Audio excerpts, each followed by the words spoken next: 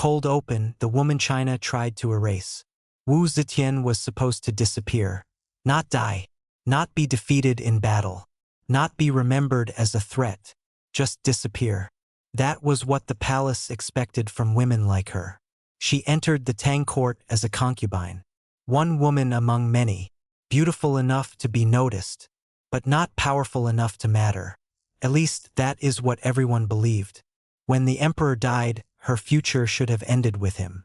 She was sent away from the palace, removed from power, removed from luxury, removed from the world where decisions were made. For most women, that would have been the end.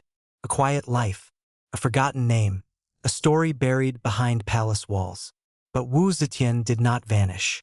She returned, and when she came back, she was not the same woman. She had learned something the men around her did not understand. The palace was not ruled only by emperors.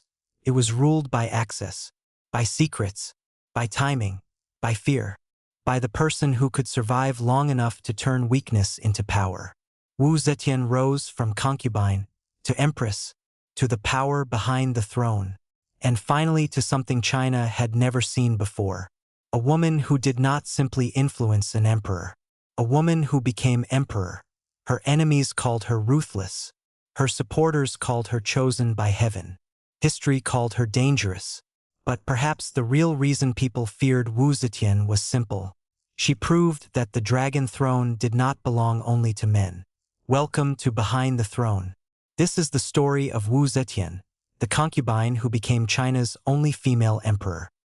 Chapter 1: The concubine no one feared. Before she became emperor, before officials bowed to her, before her enemies disappeared, before China had to speak her name with fear and respect, Wu Zetian was a girl entering a world built to consume women. She was born into a relatively privileged family, but not into the kind of power that could guarantee a throne. No one looked at her and saw an emperor. No one imagined that one day, men raised to rule would kneel before her authority. She entered the Tang palace during the reign of Emperor Taizong. And in the imperial palace, beauty was not rare. There were many women, many faces, many voices, many ambitions trapped behind silk curtains and golden screens. A concubine could be admired one day and forgotten the next. Her future depended on attention, and attention was unstable. One smile from the emperor could lift her. One moment of boredom could bury her. Inside the palace, women were surrounded by luxury. But luxury was not freedom. Every movement was watched. Every word could travel. Every friendship could become a weapon. Every rival was also a prisoner. Wu Zetian entered this world young. But she was not passive. She watched. She listened. She studied the machinery of the palace. Who had influence. Who carried messages. Who could be trusted. Who was dangerous. Who smiled too easily. And who controlled access to power. This was her first education. Not in books. Not in poetry. Not in beauty. But in survival. The Tang court was brilliant, refined, and deadly. A place of music, ceremony, and elegance, but also jealousy, hierarchy, and hidden violence. Wu Zetian learned that a woman without official power had only one choice. She had to become impossible to ignore. But in Emperor Taizong's court, she did not rise very high. She remained one woman among many. Not yet empress, not yet ruler, not yet feared. And when Taizong died, the palace did what it often did to women tied to a dead emperor. It removed her. Wu Zetian was sent away. Her story should have ended there. But the most dangerous women in history are often not the ones who rise easily. They are the ones who are buried too soon and come back. Chapter 2: The Palace That Taught Her Cruelty. The palace did not simply teach Wu Zetian ambition. It taught her the cost of being powerless. For a man, defeat could still leave options. A new office, a military post, an alliance, a return to favor. For a woman in the imperial harem, defeat could mean disappearance, silence, oblivion, a life reduced to memory. When Wu Zetian was sent away after Taizong's death, she entered a Buddhist convent. To the world, it looked like the end of her palace life. a former concubine removed from the center, a woman who had come close to power but not close enough. But perhaps that time away from the palace sharpened her, because exile can destroy a person, or it can teach them what they are willing to do to return. Wu Zetian had seen enough of the imperial world to understand its rewards. She had seen the silk, the gold, the rituals, the power, but she had also seen the danger. A woman could be decorated and still be disposable, desired and still be powerless, remembered briefly and then erased. If Wu Zetian returned, she could not return as the same woman. She would need protection, influence, a position no one could easily take from her again. And then came the man who changed everything, Emperor Gaozong, the son of Taizong, the new ruler. Whether their connection began before or after Taizong's death has been the subject of stories and accusations. But what mattered politically was what happened next. Wu Zetian returned to the palace. That return alone was scandalous. A former concubine of one emperor entering the world of his son. To her enemies it was improper. To moralists it was disturbing. To the court it was dangerous. Because a woman who had been removed and returned was not ordinary. She had already survived the end of one life. And people who survive erasure often stop fearing ordinary rules. Back in the palace, Wu Zetian had another chance. But she also had enemies. Empress Wang, Gaozong's official wife. Consort Xiao, another powerful rival. Court factions watching. Officials judging. Women competing. Men underestimating her. Wu Zetian returned to a palace that had already tried to remove her. This time, she would not allow it to happen again. Chapter 3: The Woman Who Came Back from the Dead. Wu Zetian's return to the palace was not a simple love story. It was a political resurrection. She came back into a world where every woman near the emperor was fighting for survival. Empress Wang had status. Consort Xiao had influence. Wu Zetian had something different. She had hunger. She knew what it meant to be cast out.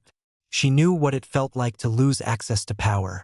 She knew the palace would not protect her unless she became too important to remove. So she made herself important. She became close to Emperor Gaozong. She gave birth to children. And in dynastic politics, motherhood was never only motherhood. A child could become legitimacy. A son could become the future. A daughter could become tragedy. One of the darkest and most debated stories about Wu Zetian concerns the death of her infant daughter. Later accounts claimed that Wu Zetian herself may have killed the child and blamed Empress Wang.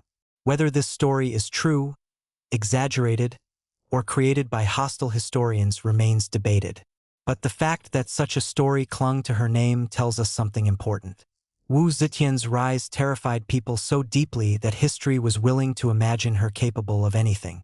After the child's death, suspicion turned against Empress Wang. The balance inside the palace shifted. Wu Zetian moved closer to the center. Her rivals weakened. And soon the unthinkable happened. Empress Wang was removed. Consort Xiao was also destroyed. Wu Zetian became empress. To some, she had risen through intelligence and imperial favor. To others, she had climbed over the bodies of women who stood in her way. But this is where her story becomes more complex. Because Wu Zetian was not simply a villain in a palace drama. She was a woman operating inside a system where defeat could mean annihilation. Had she been merciful, would her enemies have spared her? Had she been gentle, would the palace have allowed her to rule? Had she waited quietly, would history remember her at all? Wu Zetian understood something brutal.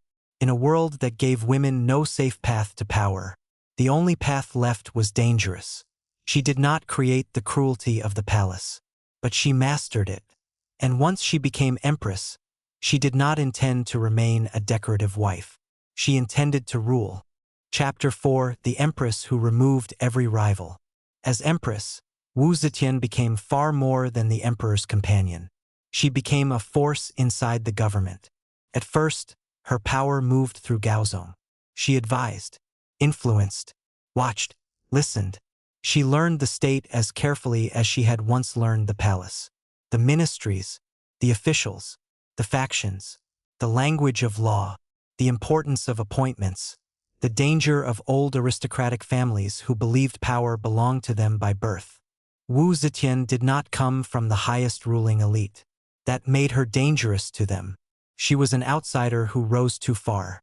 A woman who entered through the harem and began reaching into government.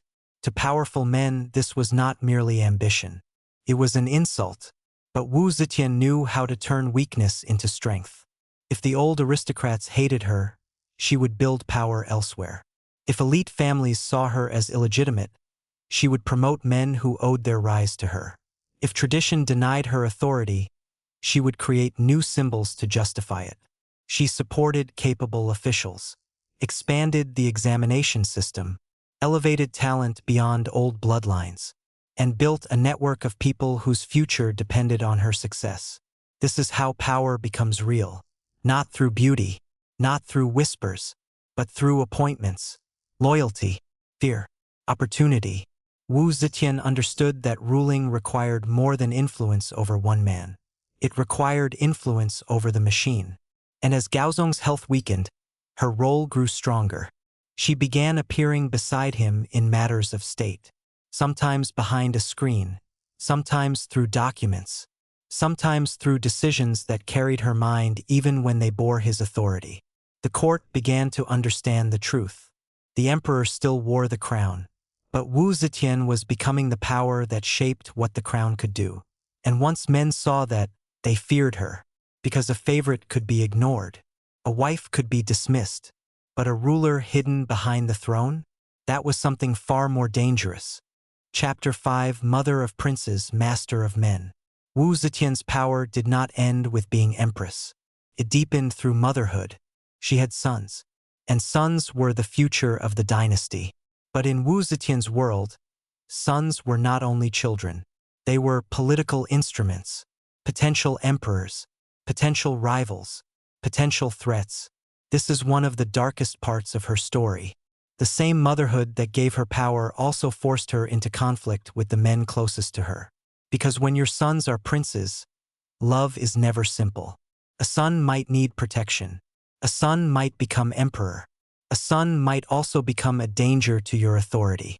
Wu Zetian's relationship with her children was shaped by the brutal logic of dynastic power. The throne does not care about tenderness, cares about control. After Gaozong's death, her sons became emperors. But Wu Zetian did not step back quietly. She acted as Empress Dowager, then as regent, then as the force no emperor could easily escape. One son, Emperor Zhongzong, was removed after showing signs of independence. Another, Emperor Ruizong, ruled under her overwhelming control. The message was clear. Wu Zetian had not fought her way through the palace to become a retired mother. She intended to hold power herself. And if her sons stood between her and that power, they too could be moved. This is where many people see Wu Zetian as monstrous, a mother who placed power above family. But in royal history, men had done the same for centuries. Fathers killed sons, brothers killed brothers, uncles killed nephews, emperors destroyed entire families for the throne. When men did it, history called it politics. When Wu Zetian did it, history called it unnatural. That does not make her innocent, but it reveals the double standard around her legend. Wu Zetian was ruthless, but she was ruthless in a world that had always rewarded ruthlessness. And unlike many women before her, she refused to let men be the only ones allowed to survive that way. Chapter 6: The Throne Behind the Throne. For years, Wu Zetian ruled without taking the final title. She did not need to be emperor to control emperors. She had the court, the documents, the appointments, the spies, the fear, the loyalty of those she raised, the terror of those who opposed her. She became the center of gravity. Officials watched her. Princes feared her. Enemies whispered against her. Supporters praised her as a force chosen by heaven. But Wu Zetian knew that hidden power had a weakness. If power is not named, others can challenge it. If authority remains unofficial, enemies can call it illegitimate. If a woman rules through sons, then the sons remain the visible source of power.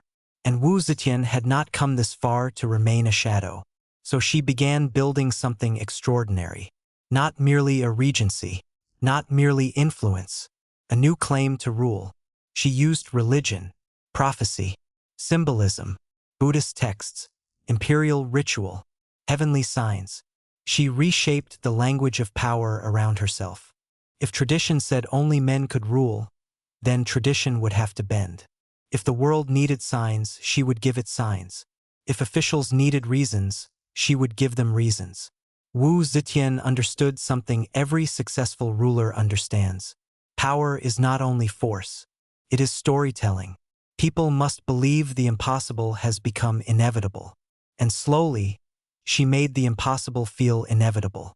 A woman ruling China in her own name, not as wife, not as mother, not as regent, but as sovereign. Her enemies must have understood what was coming. A line was about to be crossed. A line no woman in Chinese history had crossed before. Wu Zetian was no longer content to rule behind the throne. She wanted the dragon throne itself. Chapter 7: The Woman Who Became Emperor. In 690, Wu Zetian did the unthinkable. She declared herself emperor. Not empress consort, not empress dowager. Emperor. She founded her own Zhou dynasty, interrupting the Tang. China had seen powerful empresses before. Mothers who controlled sons. Women who influenced courts. Consorts who shaped policy. But Wu Zetian crossed the boundary completely. She took the title that belonged to men. She sat at the center of the state. She made herself the source of authority. Imagine the shock. A woman who had once entered the palace as a concubine now claimed the mandate of heaven. Officials who had dismissed her had to bow. Families that despised her had to obey. Men who believed the empire belonged to male bloodlines had to watch a woman rule in her own name. And she did rule. Her reign was not simply spectacle. She promoted officials, supported state examinations, strengthened administration, encouraged Buddhism, expanded imperial imagery, and maintained control over a vast empire. But her rule also carried fear. Informants, secret police, harsh punishments, political purges. Opposition could be deadly. Wu Zetian understood that a woman emperor could not afford to appear weak.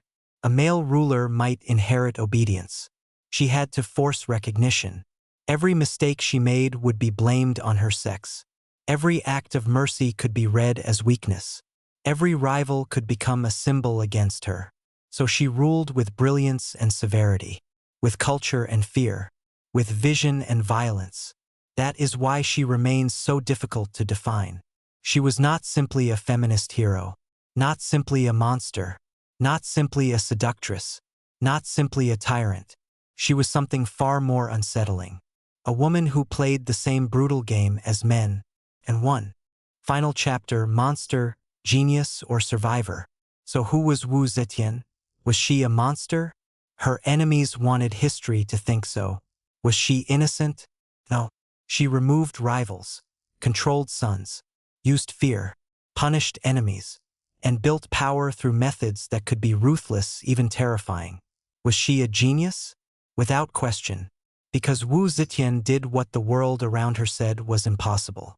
She entered the palace as a concubine, a woman with beauty, intelligence, and almost no security. She was sent away. She returned. She defeated rivals, became empress, ruled through an emperor, ruled through sons, then stopped hiding behind men entirely. She became emperor, the only woman in Chinese history to do so in her own name. That fact alone makes her unforgettable. But her story matters for more than the title. Wu Zetian exposes one of history's most uncomfortable truths. Power is often called legitimate only when the right people hold it. When a man destroys rivals, he may be called strong. When a woman does it, she is called unnatural. When a man reshapes a dynasty, he is called ambitious. When a woman does it, she is called dangerous. Wu Zetian was dangerous, but not because she was a woman.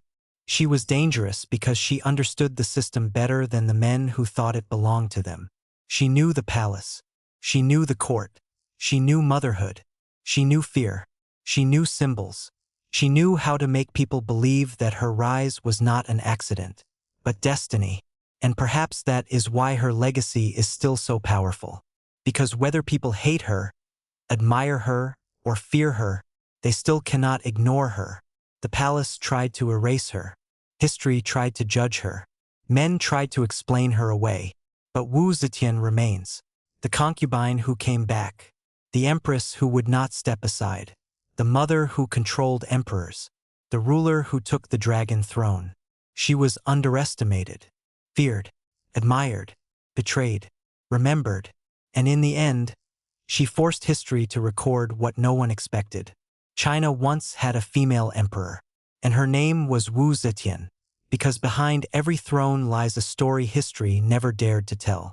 And Wu Zetian's story is one of the most dangerous of all, not because she stole power from men, but because she proved they were never the only ones capable of holding it. If you enjoyed the story, subscribe to Behind the Throne, where history's most powerful women reveal the secrets behind the crown. Next, we uncover the story of another woman who became more dangerous than the world expected. Elizabeth I, the queen who turned refusing marriage into a weapon.